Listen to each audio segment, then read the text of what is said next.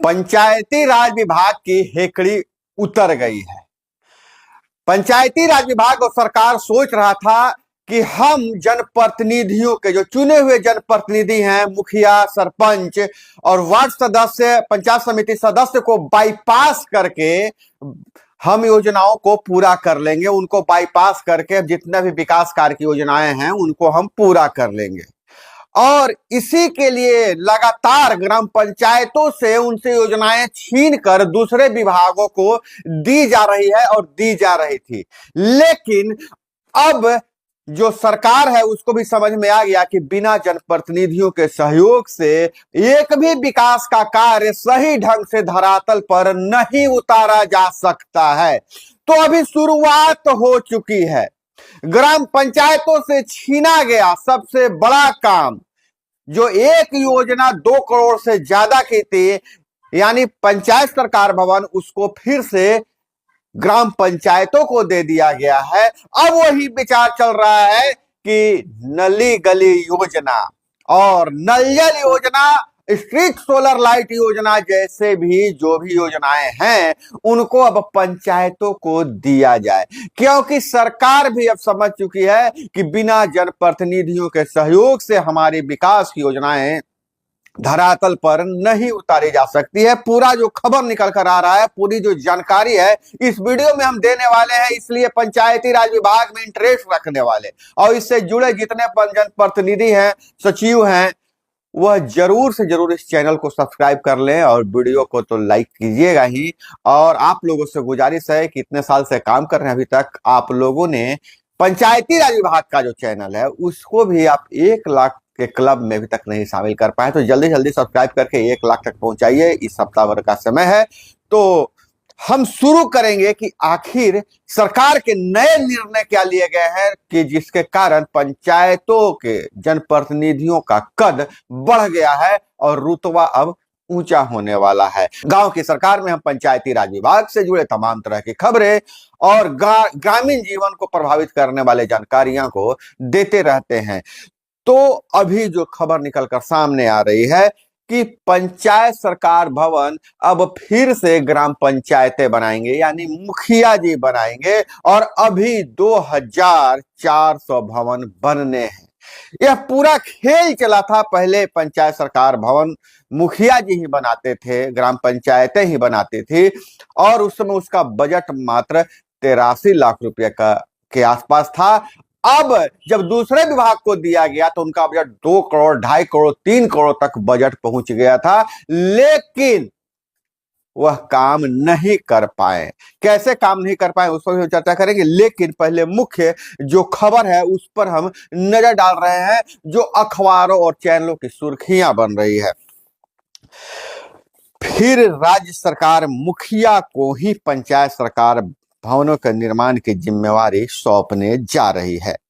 विधानसभा चुनाव वाले इस वर्ष में प्रति भवन 2.5 करोड़ की लागत से भवन निर्माण विभाग का जो काम है वह भवन का निर्माण अब मुखिया कराएंगे।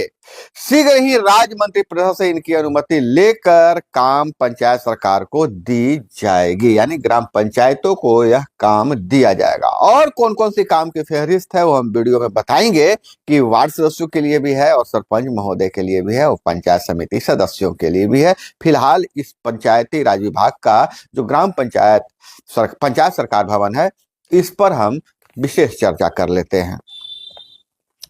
भवन निर्माण विभाग की कवायद 13 साल से जारी है।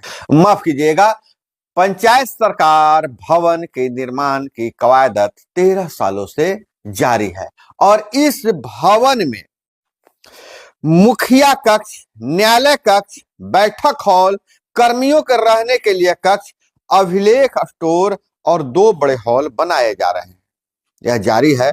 और भवन में पंचायत सचिव, हल्का कर्मचारी, ग्रामीण कार्य विभाग के जूनियर इंजीनियर, मनरेगा इंजीनियर, विकास मित्र, ग्राम कचहरी मनरेगा के इंजीनियर और ग्राम कचहरी के सचिव, कृषि सलाहकार, समन्वयक बैठेंगे। उनके लिए अलग अलग चेंबर बनाए जा रहे हैं, अलग अलग स्थान बनाया जा रहा है। और इतना ही नहीं, इस पंचायत सरकार भवन में बैंक, पोस्ट ऑफिस, पुस्तकालय, कॉमन सर्विस सेंटर भी यहाँ रहेंगे।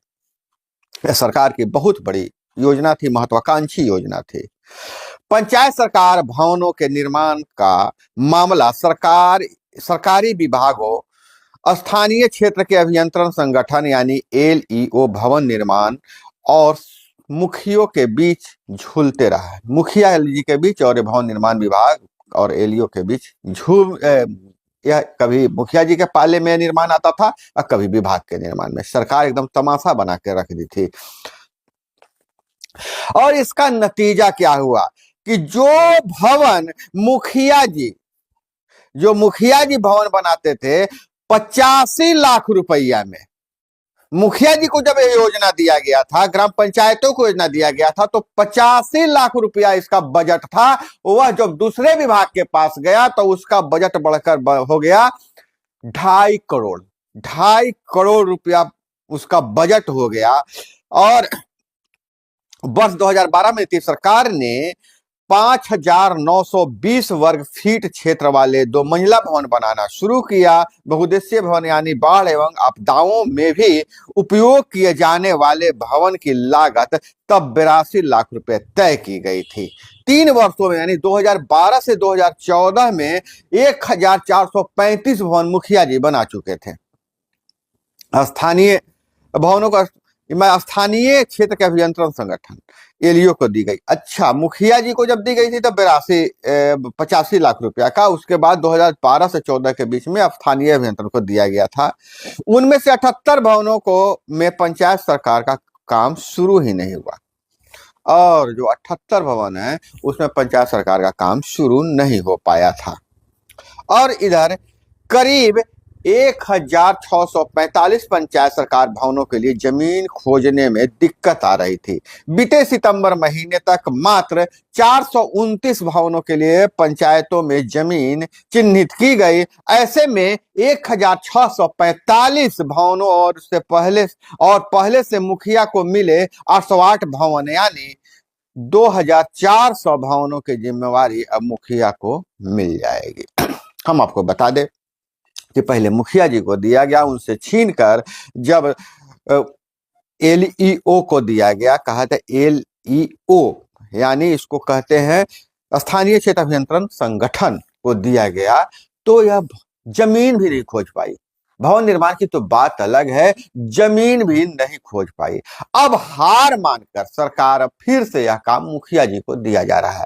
पहले भी सोचने वाली बात है कि जब पंचायतों में पंचायत सरकार भवन बनना है तो उसकी सारा जानकारी वहां के स्थानीय जनप्रतिनिधि को होगा कि कहाँ जमीन है और कहाँ पर सुविधा होगा ग्रामीणों को, जहां लोग जा सके। ऐसे में दूसरे विभाग को पंचायती राज विभाग में घुसेड़ना, जबरदस्ती घुसेड़ कर पंचायती राज विभाग को तहस नहस करने का प्रयास किया जा रहा था। अब सरकार को भी समझ में आ गया, खास करके चुनावी वर्ष है, तो इसी तरह से हालांकि मुखिया संघ ने बहुत संघर्ष भी किया है, वार्ड सदस्यों ने भी काफी संघर्ष किया है, उसके बाद सरकार तक शायद यह बात पहुंची है और अब यह नया निर्णय लिया जा रहा है। फिलहाल हम जान लें कि क्या मामला है। मुखिया यानी ग्राम पंचायत सरकारों को 808 भवनों मैंने प्रति भवन 1,24,00,000 को 3 वर्षों में 2018 से 2021 में बनाने की जिम्मेदारी दी गई थी। 2018 से 2021 में जो 1,24,00,000 में बनाने की जिम्मेवारी दी गई थी। देखिए बजट बढ़ते जा रहा है, 12-14 में कहा 85 लाख रुपया था, 1,24,00,000। उनमें से 748 भवन निर्माणाधीन है, करीब 60 भवन बन गए हैं। ऐसे में धीमे निर्माण को देखते हुए मुखिया से काम छीनकर 4,165 एलईओ और 2,000 मतलब 4,165, जिसमें से एलईओ को 2,000 और भवन निर्माण विभाग को 2,165 भवनों को बनाने की जिम्मेवारी मई 2023 में सरकार ने अपने पास ले लिया था। यानी अपने पास ले लिया सरकार कि हम भवन निर्माण करेंगे।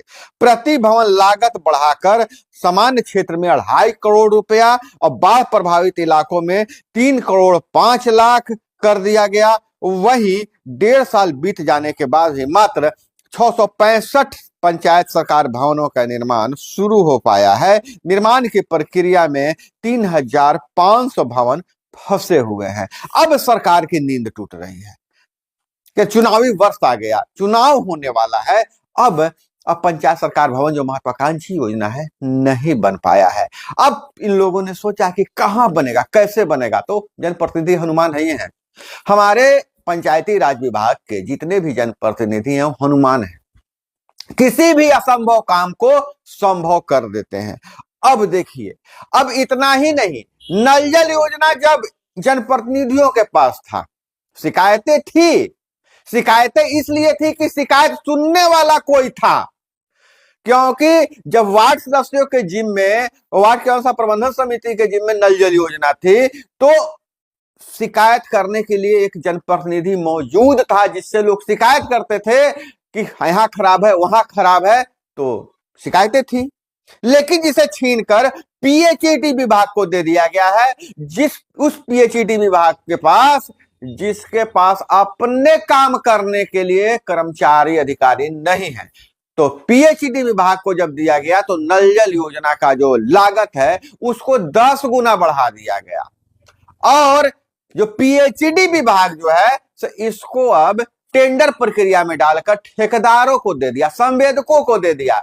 अब स्थिति यह है कि नल जल योजना जगह जगह पर बंद है, तो अब शिकायत किससे करें? ठेकेदार तो अपना बोर्ड लगा के नंबर तो छोड़ता नहीं है, किससे शिकायत करेंगे? एक जेई के भरोसे पूरे प्रखंड का पीएचईडी विभाग चलता है, कहीं कहीं तो जेई भी नहीं है, और उस जेई के भरोसे कितने लोग जेई का नंबर जानते हैं, कितने लोग शिकायत करेंगे? वही वार्ड सदस्यों को भी कोई मतलब नहीं रहा है, इनकी कोई सुनता नहीं है। शिकायत करने पर भी वीडियो के पास जाइए तो वीडियो नहीं सुनता है। हालांकि जब पंचायती राज के जनप्रतिनिधियों के पास, वार्ड सदस्यों के पास यह मामला था, नल जल योजना था, तो कम से कम इसकी शिकायत लेकर जाते थे। वार्ड सदस्य नहीं सुनते थे तो वीडियो के पास जाते थे। अब वीडियो साहब तो तुरंत हीरो बनते थे, क्योंकि वार्ड सदस्य को तुरंत वार्ड सदस्य को फोन करते थे कि जेल भेज देंगे, आप पर कार्रवाई हो जाएगी, क्यों नहीं चालू हो रहा है।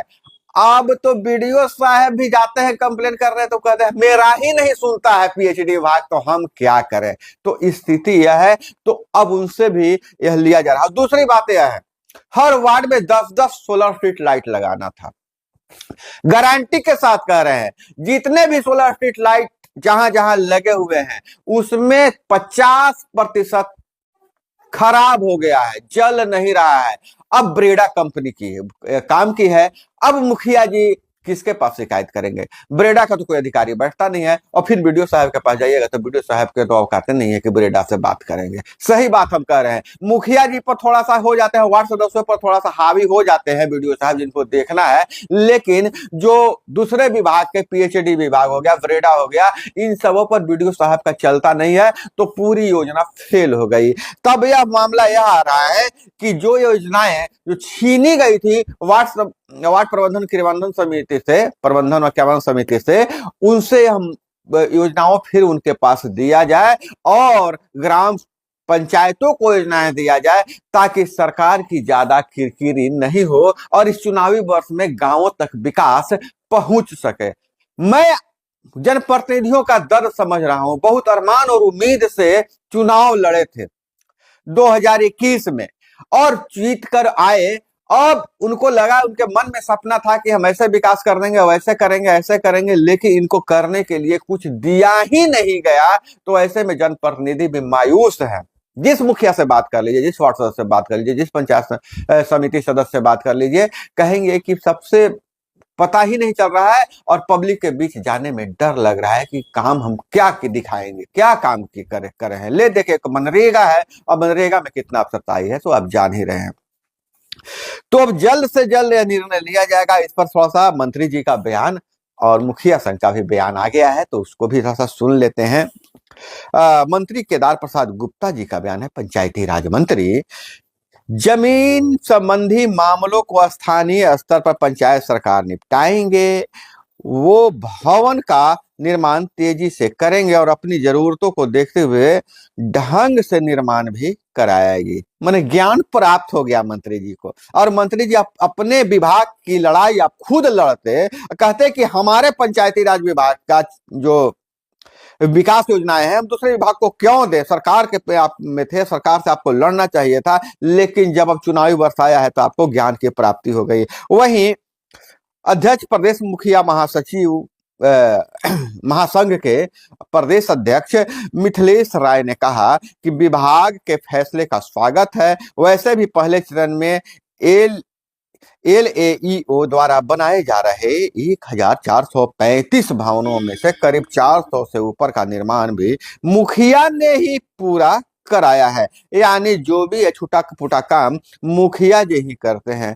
तो लोकतंत्र में सरकार को भी समझना चाहिए, जो चुन कर आते हैं जनप्रतिनिधि, उनका लोगों पर ट्रस्ट है और लोग उन पर ट्रस्ट करते हैं और बड़े वादे करके आते हैं, बहुत उम्मीद से आते हैं, विकास की भूख होती है उनमें। इसलिए उनको काम करने का मौका दिया जाए और जो अधिकार उनको दिया गया है पंचायती राज विभाग द्वारा, पंचायती राज नियमावली में, वह अधिकार उनसे नहीं छीना जाए, मनमानी नहीं किया जाए। नहीं तो फिर इसी तरह से आपको लौट के बुद्धू घर के आए वाले कहावत को चरितार्थ करना पड़ेगा। तो दोस्तों, यह आपको जानकारी कैसी लगी कमेंट में जरूर बताइएगा। और लगातार हम पंचायती राज का चुनाव जो होना है 2026 में, उसकी भी हम अपडेट देते रहते हैं। इसलिए चैनल को सब्सक्राइब कर लीजिए, एक भी वीडियो मिस नहीं कीजिए। और हम फटाफट कह रहे हैं कि इसको 1 लाख के क्लब में आप शामिल कीजिए। अपना बहुत बहुत ख्याल रखिएगा। मिलते हैं अगले वीडियो में। जय हिंद, वंदे मातरम।